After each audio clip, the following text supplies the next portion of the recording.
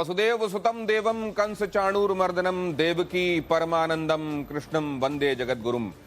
उन्हीं जगतगुरु के धाम से आज हमारे पास वो पहुंचे हुए हैं जिन्हें पूरी दुनिया स्वामी अनिरुद्धाचार्य के नाम से जानती है। बहुत स्वागत है आपका। राधे राधे। धन्यवाद। राधे राधे। और अनिरुद्धाचार्य जी के विषय में, अनिरुद्धाचार्य जी आपको मैं आज वहां लेकर चलता हूं जहां बहुत सारे लोग आपसे चर्चा के लिए इंतजार कर रहे हैं। लेकिन अनिरुद्धाचार्य जी ने आज तक जो बातें कही हैं, एक तो सबसे पहली बात ये कि आप जानते हैं कि उनके कथा में पहुंचने वाले हजारों लाखों की तादाद में लोग होते हैं और उतने ही सारे लोग उनसे बल्कि कहीं ज्यादा 11 मिलियन बल्कि ज्यादा बताए जाते हैं वो लोग जो एक एक प्लेटफॉर्म में, इसी तरीके के कई मिलियन दूसरे प्लेटफॉर्म में, एक सोशल प्लेटफॉर्म में उनके साथ इसी तरीके से मिलियंस में फॉलोअर्स जुड़े हुए हैं। और कई लोग तो उनकी बातों को ध्रुव सत्य मानकर चलते हैं कि अनिरुद्धाचार्य जी ने कह दिया तो बस गॉस्पेल ट्रुथ है, यही दुनिया का परम सत्य है और यही माना जाना चाहिए। तो वो अनिरुद्धाचार्य जी हमारे साथ यहाँ चर्चा में आज जुड़ रहे हैं। बहुत स्वागत है आपका अनिरुद्धाचार्य जी। आइए, ये आज की चर्चा में सबसे बड़ा सिंहासन या कह लीजिए कुर्सी आपका इंतजार कर रही है। लेकिन जब आप इस तरह की कुर्सी में बैठे होते हैं जहां इतने सारे लोग आपको इस तरीके से मानते हैं तो आपकी जिम्मेदारी भी बहुत बहुत बढ़ जाती है। मैं जरा बातियों से आपकी मुलाकात करवा देता हूं। हमारे साथ डॉक्टर अंशुमान जुड़ रहे हैं। डॉक्टर अंशुमान आपको मालूम है मशहूर ऑन्कोलॉजिस्ट हैं और कई बार कैंसर विशेषज्ञ के तौर पर आपने उनको अपनी बातें टेलीविजन में कहते हुए रखते हुए देखा है। आज जबकि अनिरुद्धाचार्य जी ने, और मैंने वो भी मंगा रखा है अनिरुद्धाचार्य जी, वो जरा मैं खुद ही ले आता हूं उसको और यहां रख देता हूं क्योंकि इस चर्चा के केंद्र में वो भी रहने वाला है। ये पता नहीं लोगों के लिए कितना महत्व का है कि नहीं। मैंने ये जरूर देखा है कि मेरे घर गांव में इससे लीपा जाता था, लेकिन ये सौंदर्य की भी वस्तु होने वाला है। इससे फेशियल भी किया जा सकता है। इसमें अगर गेहूं के दाने पड़े हुए हैं जो कि गाय खा लेती है और डाइजेस्ट नहीं होते, वो इसी में निकल जाते हैं कई बार गोबर में, उसको निकाल कर पीस कर और वो बांझपन का या निसंतान होने का इलाज भी हो सकता है, उसका निदान भी हो सकता है। ये इससे पहले मैंने कहीं सुना नहीं था और अनिरुद्धाचार्य जी ने ये बात कई बार कही है, तो जरा उनसे इस बारे में भी चर्चा होगी। हमारे साथ वो लोग भी जुड़ रहे हैं जो कि विशेषज्ञ हैं ब्यूटी फील्ड में। क्या वाकई ऐसा हो सकता है कि आप किसी का फेशियल इससे कर दें, तमाम क्रीम और तमाम केमिकल्स जिनको कहा जाता है वो दूर कर दें आप, और इससे ये चेहरे पर वो ग्लो आ जाए जो शायद कहीं और देखने को नहीं मिलता। अनिरुद्धाचार्य जी के चेहरे पर कहते हैं तेज है, उनकी अलकावली बड़ी अच्छी है, कहते हैं भगवान के कैलेंडर में भगवान जैसे दिखाई देते हैं, थोड़े थोड़े कुछ अनिरुद्धाचार्य जी भी वैसे ही दिखाई देते हैं। क्या ये ग्लो उसी से आता है? मानवी तनेजा जी, क्योंकि आप बहुत सारी बातों पर स्त्रियों को कैसा करना चाहिए नहीं करना चाहिए, लोग कहते हैं रिग्रेसिव बातें बताते हैं, जरा उनसे भी समझेंगे जो इस फील्ड के महारथी हैं। डॉक्टर अश्विनी भी हमारे साथ इस चर्चा में जुड़ रहे हैं। और हमारे साथ ये देखिए जो एंकर्स यहाँ बैठी हुई हैं, ये आज कोई मॉर्निंग ड्यूटी में आया था, आपका इंतजार करते हुए यहाँ रुका हुआ है क्योंकि उनके पास अपने अपने सवाल हैं। हमारे साथ साक्षी जुड़ी हुई हैं, हमारे साथ श्वेता हैं, 2 श्वेता बैठी हुई हैं, श्वेता भट्टाचार्य भी बैठी हुई हैं, सोनाक्षी, सब एस से ही हैं। ये एस वाले लोग क्या इंतजार कर रहे हैं ए के लिए, जरा वो भी समझेंगे। और हमारे साथ ये ऑडियंस भी, इनके लिए एक ताली होनी चाहिए मेरी तरफ से। इसको लेकर क्या ख्याल है आप? ये तो गौ माता का गोबर है। अब पता नहीं आप जर्सी का ले आए कि भैंस का ले आए। अच्छा, अब ये भेद भी हो जाएगा? बिल्कुल भेद है। तो आप तो इसके जानकार हैं, विशेषज्ञ हैं, आप तो देखकर बता देंगे कि किसका है। नहीं, ये सब देख के बताने की चीजें नहीं है। हाँ। देसी गाय का गोबर ही शुद्ध है। लेकिन ऐसे देखकर पता नहीं चलता? नहीं, ये पता चलता, उसके भी गुण होंगे, पर वो यहाँ पे अब कहाँ लिबर्टी ले आए हम आपके बीच में। नहीं तो अगर इस तरीके से गोबर आपको कहीं मिले तो उसको सौंदर्य प्रसाधन के तौर पर इस्तेमाल नहीं करना चाहिए। ये गोबर खेतों में डाल के खाद बनाने के काम का है, लेकिन जो देशी गाय का गोबर है वह आपके लिए अमृत का। आपने क्या कहा था गोबर के संदर्भ में? क्या आपने इस तरीके के तरीके के भेद बताते हुए कहा था? जरा वो देखते हैं, वो सुनते हैं। एक बार दिखाइए जरा, फिर उसके बाद चर्चा में वापस आते हैं। आपने कभी गाय के गोबर से अपने मुंह को धुला? नहीं। केमिकल युक्त फेस वॉश आप यूज करते हैं, लेकिन शुद्ध गाय का गोबर, इस गोबर से नहाने से चमड़ी का कोई भी रोग हो, गारंटी लेता हूं, चमड़ी संबंधी कोई भी रोग हो, आप गऊ के शुद्ध देसी गाय के 2 गोबर से स्नान करेंगे तो आपका चमड़ी का रोग समाप्त हो जाएगा। इतनी ताकत गोबर में है। ये अश्विनी जी, आपका कोई इसमें आप एनलाइटन करेंगे क्या? इस तरीके की कोई बात आपके संज्ञान में कभी आई? हाँ, नहीं, as a this thing psychologist मैं बोलूंगा, अगर इन्होंने कहा है तो इनके पास कोई प्रूफ होगा। हाँ, और वो प्रूफ आप सामने लाइए, क्योंकि क्या होता है कि बहुत से लोग जो भी बात करते हैं प्रूफ नहीं, तो अगर आपके पास प्रूफ है लाइए, लोगों को प्रूफ करके हमारे दिखाइए। शास्त्रों में इसका खूब प्रूफ है। आप नहीं जी, एक मिनट, मैं शास्त्रों की बात यहां नहीं कर रहा, मैं आज के संदर्भ में बात कर रहा हूं।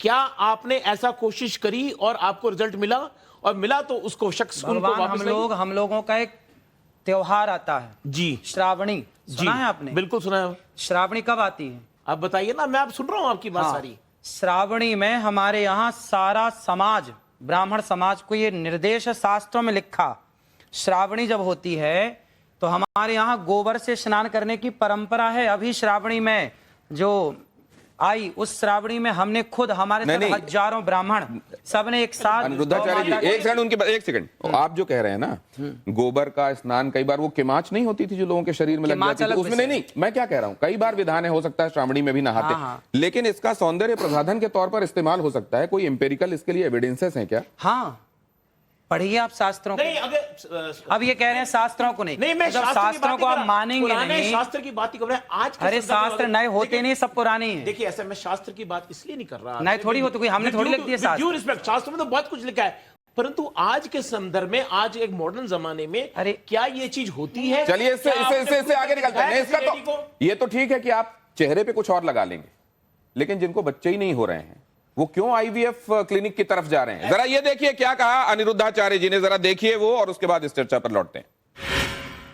जिसको संतान नहीं होती वो गाय को गेहूं खवाए, और गेहूं जब उसके गोबर से वापस आए तो उसको धुल करके, उसे सुखा करके, उसको पीस करके, उस आटे की रोटी बनाकर भगवान को भोग लगाकर, वो रोटी खाने से संतान प्राप्ति होती है।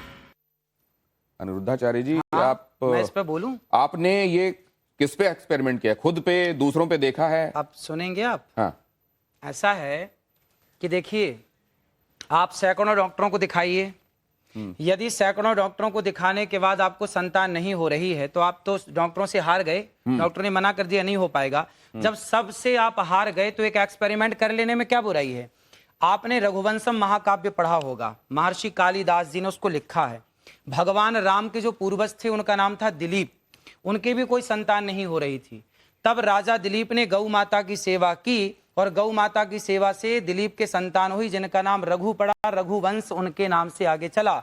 यदि राम का वंश गौ माता की सेवा से आगे चला तो हमारा और आपका वंश भी गौ माता की सेवा से अनिरुद्धाचार्य जी, चलेगा। तो पहला। तब जब नहीं, एक सेकंड, जब दशरथ जी तो को, आज भी है, आप जब ले आओ। दशरथ जी को यही समस्या सामने आई, हाँ। तो उनको तो भी यज्ञ कराना, पुत्र काम यज्ञ कराना पड़ा। हाँ। तो वो इस विधा से क्यों नहीं हो गया? फिर इस विधा से हुआ। आप समझो, दशरथ जी ने यज्ञ कराया तो यज्ञ में क्या लगता है? यज्ञ किससे संपन्न होता है? भैंस के घी से आहुतियां नहीं होती है ना, बकरी के घी से आहुतियां नहीं होती। जब तक वेद लक्षणा गाय का उसमें घी प्रयोग ना होगा तब तक आपका कोई यज्ञ संपन्न ही नहीं होगा। बिना गाय के ना कोई यज्ञ संपन्न हो सकता है, ना कोई पूजा संपन्न हो सकती है। नहीं, लेकिन एक चीज साइंस ये कहता है कि अगर आपने एक खास तरह की परिस्थितियों में हाँ। खास एक्सपेरिमेंट किया है तो आपको खास रिजल्ट मिलेगा। आप तो उसको दोहरा सकते हैं। मैंने तो इस रोटी को खाई है, जो मैंने बोला है, मैंने तो इस रोटी को खाया है। और हमारे बहुत सारे संत समाज जो जंगलों में रहते हैं आज भी वो लोग ये रोटी खाते हैं, और बहुत बच्चा होता है। आप प्रयोग कर लीजिए। क्या बिस्किट खाना आपके लिए इतना जहरीला है कि वो विष की किट हो सकता है, या जिसमें कूट कूट कर विष भरा हुआ है? क्योंकि अनिरुद्धाचार्य जी बात कहते हैं। देखिए अभी महाराष्ट्र में 80 बच्चे बीमार पड़े बिस्किट खा के पड़े। बिल्कुल, मैं उस पे नहीं, लेकिन आप देखिए, आपके बहुत सारे फॉलोअर्स हैं हाँ, तो मैं सही तो कह रहा हूं। और उसको एज इट इज वो फॉलो करते हैं। हाँ। अगर मान लीजिए कहीं उनके सामने ये है कि मेरे बच्चे के लिए कहने खाने, से समाज बिस्किट नहीं खाता तो समाज का बहुत बड़ा भला है बिस्किट नहीं खाने से। जरा देख लीजिए क्या कहा है। खाने से बहुत नुकसान है। अनिरुद्धाचार्य जी क्या कहते हैं, किस तरीके से कहते हैं, जरा वो सुन लीजिए, उसके बाद हम देखते हैं कि इसको लेकर टिप्पणी देना चाहूंगा। वैज्ञानिक प्रमाण क्या कहते हैं। जी, बिस्कुट का मतलब क्या है? बिस्किट का मतलब क्या है? Whisky kit. विष मतलब जहर की किट, मीन्स बिस्किट। बिस्कुट जिसमें विष कूट कूट के भरा हो वो बिस्कुट। और आप लोग चाय और बिस्किट खूब खाते हैं। तो फिर बाकी चीजों के संदर्भ में, क्योंकि ये तो कहा जाता है कि जो पैकेज्ड है वो उतना बढ़िया नहीं है जितना फ्रेश है। आप जब कोई चीज ताजी खाते हैं उतनी बढ़िया नहीं है इस जिसको बात आपने। को भीतर से खूब समझ रहे हैं कि बिस्किट में मैदा चीनी की सिवा कुछ नहीं है, लेकिन आपको इसमें नहीं, क्या ये विष की तुलना हो सकती है? जहर से तौल सकते हैं आप इसको? भाई बेटा, ये बच्चे को माँ क्या बोलती है, लड्डू खा लेनी हवा आ जाएगा। हाँ? तो हवा क्या है, कोई याद थोड़ी जाता है। दीवारों के कान होते हैं, तो आपकी दीवारों के कान हैं? तो ये आपने पर मुहावरा कहावत इस्तेमाल कही किया जाती है। हैं। आपने तो मुहावरा इस्तेमाल किया ना, क्योंकि विश हिंदी का वर्ड है एंड बिस इज इंग्लिश। बिस्किट का मतलब बेसिकली है कि मैदा अच्छा नहीं होता, हाँ। पर वो विश नहीं है। अरे भगवान, नहीं अच्छा होता तो मत खाओ। हाँ, बात तो विष- वही है। देखिए, विष ऐसे नहीं कान है। पकड़ो, ऐसे इसको- कान ना, ना, पकड़ो। इसको- विष इसको नहीं कह सकते वैज्ञानिक उसको। दृष्टिकोण से समझ लेते हैं। आंशिक रूप से अनुराधाचार्य जी से मैं सहमत हूं, लेकिन पूर्ण रूप से नहीं। पूर्ण रूप इसको कहते हैं चीप पॉपुलस थियोरी। कुछ ऐसी कंट्रोवर्सी करो, विष कुट इस टाइप का कुछ करो जिससे आप पॉपुलर हो जाओ। नहीं, पॉपुलर के अलावा आप एक चीज देखिए अब बता ना, रहा हूं। आप जब बिस्किट कहते हैं या कुछ लोग उसको बिस्कुट कहते हैं अलग अलग जगहों पर, जब आप वो कहेंगे तो आपको ये सीख दिमाग में आएगी कि ये विष इसके साथ जोड़ा था बिल्कुल। अनिरुद्धाचार्य जी ने, और आप उसको खाने से शायद बचेंगे।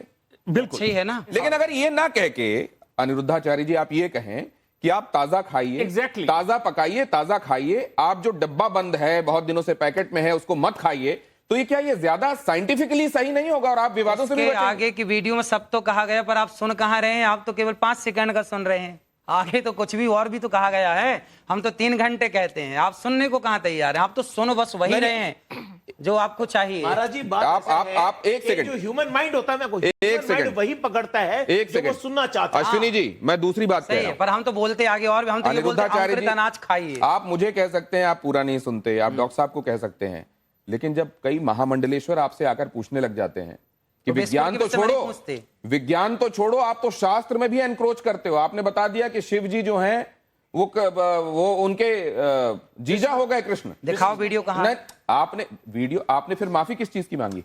भाई कई बार गलती ना होने पे भी माफी मांग लेना समझदारी होती है, ये तो समझो। यदि आपके पास प्रूफ है तो दिखा दीजिए आप।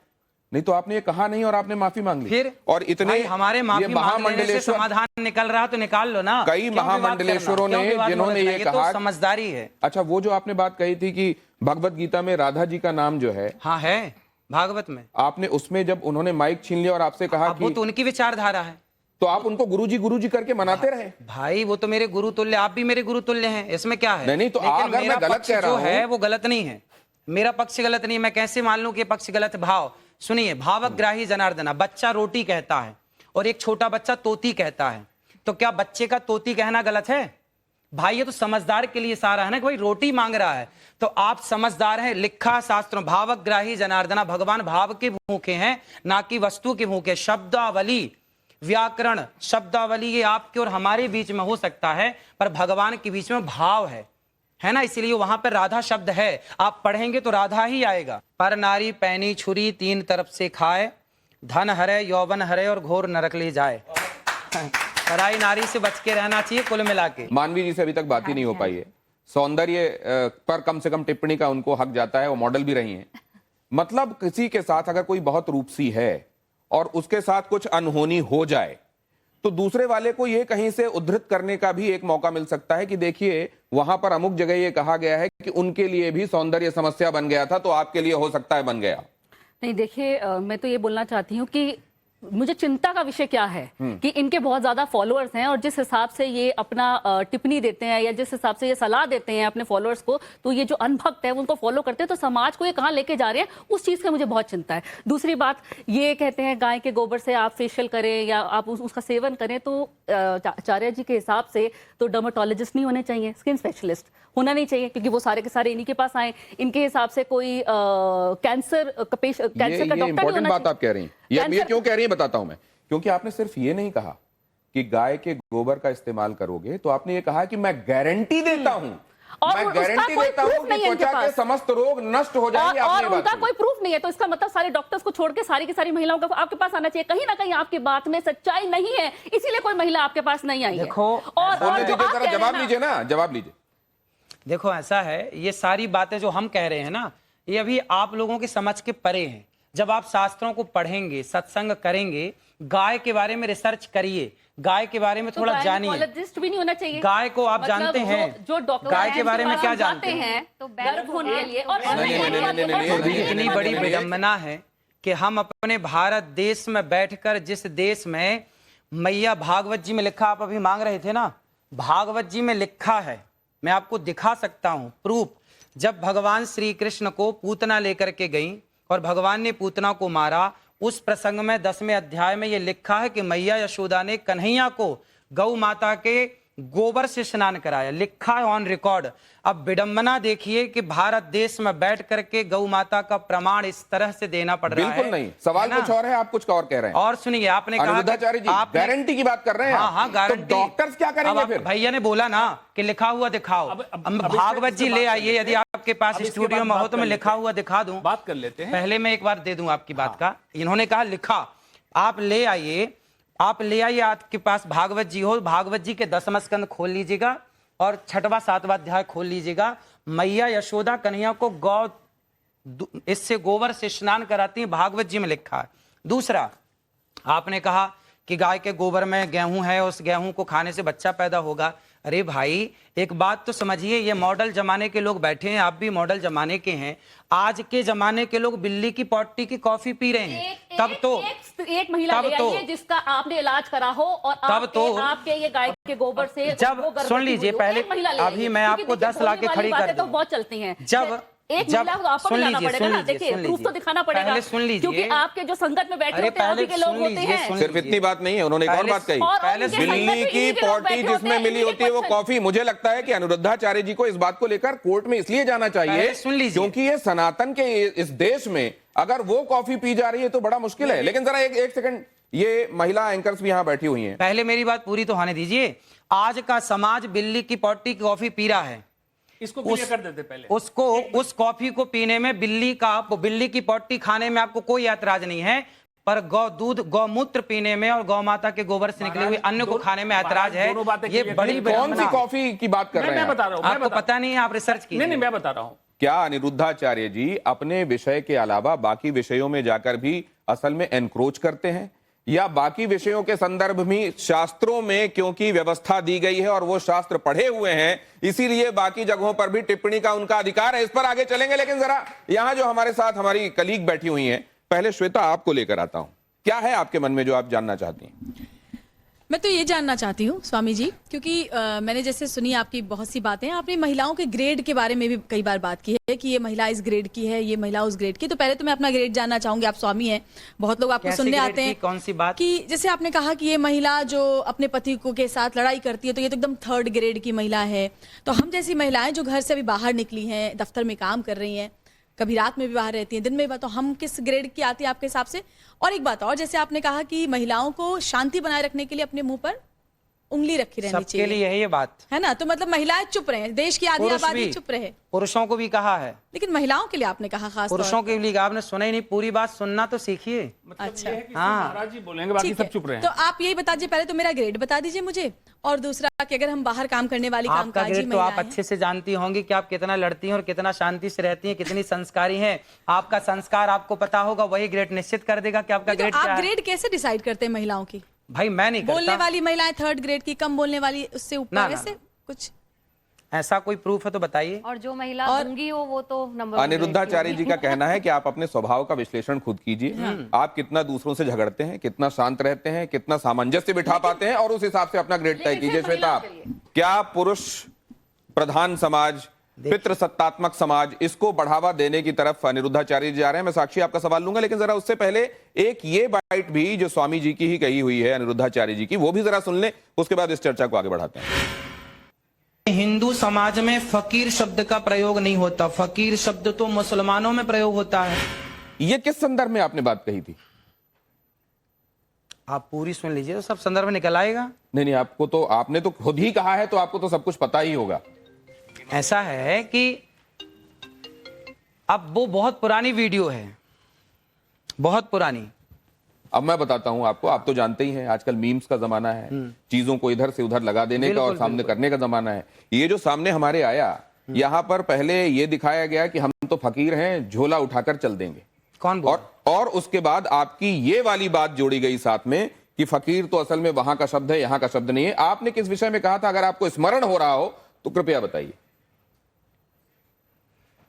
देखो, हमारे यहाँ नहीं है, इस फकीर शब्द का प्रयोग नहीं होता, इसलिए मैंने बोला। किसी ने पूछा होगा कि फकीर कहाँ का है, तो मैंने बोला होगा भाई फकीर शब्द का प्रयोग हमारे यहाँ नहीं होता। अच्छा, ये साक्षी ने मर्यादित कपड़े पहने कि नहीं पहने? किसके कपड़े मर्यादित लग रहे हैं? आप पहले बताइए, ये मर्यादित है कि मैं मर्यादित ये हूँ? मर्यादित है। तो ये मर्यादित नहीं है, तो फिर तो मैं आपके किसी पैमाने पे सेट ही नहीं बैठती हूँ। ना मैंने मर्यादित कपड़े पहने हैं, मैं बिस्कुट भी खाती नहीं, एक सेकंड, आप बिस्किट खाती हैं, आप कुकीज कह के खाती होंगी शायद, इसलिए ठीक है। नहीं, लेकिन क्या यहाँ पे हम मर्यादित और अमर्यादित के हिसाब से कपड़ों को देख के जजमेंट कर सकते हैं अनिरुद्धाचार्य जी? देखो, आप सब खूब भीतर से बात समझ रहे हैं, अब बाहर से ना बोले बोला विषय है। आप इस बात से सहमत हैं या नहीं कि हम जो देखते हैं, छोटा बच्चा आपको आरती करते देखेगा ना, वो भी आरती करेगा।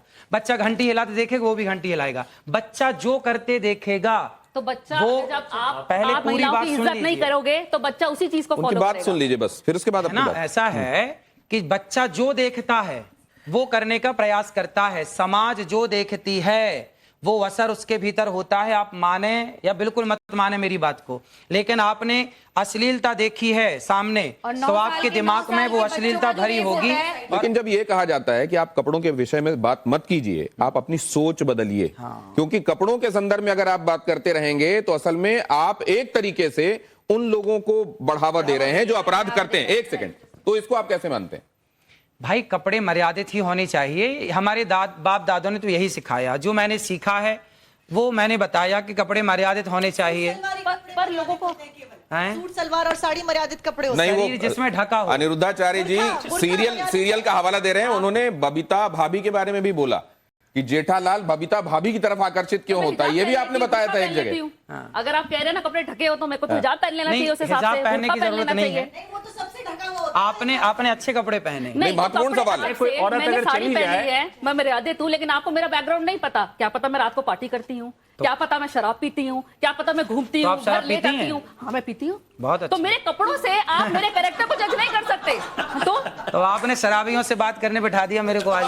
नहीं, बात असल में नहीं, ये तो है। शराब, एक मिनट, आप अपनी भाषा का मर्यादा रखें। आप अपनी भाषा का मर्यादा रखें। शराब पीने वाला शराबी नहीं होता। पहले आपको एक सीखना बात बहुत ये भी जरूरी है। मैं मानवी जी शिव बताता जी हूँ क्या आपको। करते थे? शिव जी क्या करते एक बात मैं आपको सोमदत्त बताता हूँ। क्या था? नहीं, एक सेकंड। नहीं, बहुत सारे नहीं, लोग जो नहीं, एडिक्ट थे, और भाई, मानवी जी आप साड़ी उसकी तारीफ इसीलिए करेंगी पहनी, शायद, क्योंकि इनको ये नहीं आप पता। इस बात की शायद प्रशंसा करेंगी और कि आज- अनिरुद्धाचार्य जी के आह्वान पर बहुत सारे लोग जो एडिक्ट थे, शराब के चक्कर में उन्होंने घर बार बेच दिया था, बच्चे उनके सड़कों पर आ गए थे, उनके आह्वान पर उन लोगों ने शराब छोड़कर, नशा छोड़कर, तंबाकू छोड़कर और अब अध्यात्म की राह पकड़ी है। क्या ये बात स्वागत योग्य है मानवी जी? कहीं ना क्या ये बात स्वागत योग्य है? आप लोग क्या कहते देखिए, हैं? अच्छा। अगर स्वागत योग्य है तो इस पे ताली बजनी चाहिए। जरा ये आप तख्ती दीजिए मुझे, यस और नो वाली। जिसकी लाठी उसकी भैंस। ये है, देखिए, इसमें क्विक क्वेश्चंस में आपके पास दो ऑप्शंस होंगे। एक तो ये हाँ का ऑप्शन है और दूसरा नहीं का। आपको जो सही लगे वो उठा दीजिएगा। ये इसी में दोनों हैं। हाँ, आप हिंदी वाला चाहे हिंदी वाला, अंग्रेजी वाला चाहे अंग्रेजी, आपको ये सुविधा है। अब पहला सवाल मैं आपसे कर रहा हूं, इसमें आपको जो सही लगे हाँ या ना वो उठा दीजिएगा। आप दोनों एक ही कर लें तो ज्यादा अच्छा रहेगा। ये जैसे आपका ये हाँ हो गया और इसको नहीं कर लीजिए। अब आपको जो उठाना है वो उठा दीजिएगा, ठीक है? ठीक। इससे आपको पता भी रहेगा कि ये कौन सा वाला है। क्या देश में जाति आधारित आरक्षण खत्म होना चाहिए या नहीं होना चाहिए? जातिगत आरक्षण, भाई ऐसा है कि जो गरीब हैं, जो वास्तविक में गरीब है, चाहे कोई भी हो, सबको आप हाँ या ना में जवाब दे सकते हैं। इसमें जातिगत आरक्षण खत्म होना चाहिए या नहीं होना चाहिए? अनिरुद्धाचार्य जी कह रहे हैं जातिगत आरक्षण खत्म होना चाहिए। वक्फ बोर्ड की मनमानी पर सरकारी लगाम जरूरी है या नहीं है? वक्फ बोर्ड की मनमानी पर सरकारी लगाम जरूरी है या नहीं है? हाँ, Yes. है। क्या मुस्लिम सोची समझी रणनीति के तहत अपनी आबादी बढ़ा रहे हैं? हाँ, ऐसा हो रहा है। नरेंद्र मोदी के खिलाफ लगातार बयानबाजी होती है। क्या ये ट्रेंड खतरनाक है और जानबूझकर चलाया जा रहा है? देखो, राजनीति के ज्यादा सवाल मेरे से मत पूछो, क्योंकि राजनीति मेरे को आती ही नहीं है। राजनीति नहीं आती। ये राजनीति भी शास्त्र इसके संदर्भ में भी बताते हैं। वो जब मैं चाणक्य ने बोला है, चाणक्य तो पूरा इसी पे बोल गए। आपके हिसाब क्या से है, यदि मैं राजनीति पे बोलने लग जाऊं, राजनीति करने लग जाऊं ना, तो फिर राजनेता परेशान हो जाएंगे। तो आप इस बारे में क्या कहते हैं? क्या इसलिए नरेंद्र मैं मोदी के चाहता खिलाफ हूं कि अभी टिप्पणियां मैं- जानबूझकर होती हैं? अभी मैं कथा करूं। अच्छा, ठीक और है। आपके प्रश्न का क्या आप वायरल होने के लिए विवादित बयान देते हैं, यस या नो? ना भैया, ना। आपने हाँ उठा दिया था धोखे से। क्या स्त्रियों की मानहानि साक्षात लक्ष्मी और सरस्वती की मानहानि है? हाँ, स्त्रियों की मानहानि नहीं होनी चाहिए। मानहानि नहीं होनी चाहिए। आप आखिरी सवाल जरा मुझसे यह भी बता दीजिए कि कंट्रोवर्सी से अनचाहे भी आपको फायदा होता है फॉलोअर्स बढ़ाने में या नहीं होता है? हाँ या ना? देखो, हम लोग फॉलोवर्स बढ़ाने के पीछे नहीं भागते, हम अपना काम करते हैं। अब देखिए, गौरी गोपाल आश्रम में हमारे को काम है माओ के पांव दबाना। मैं माओ के पांव दबाता हूं। देखिए, गौरी गोपाल आश्रम में ना ब्राह्मण माता भी है, क्षत्रिय माँ भी है, वैश्य माँ भी है, शूद्र माँ भी। मैंने आज तक किसी माँ से कोई जात नहीं पूछी।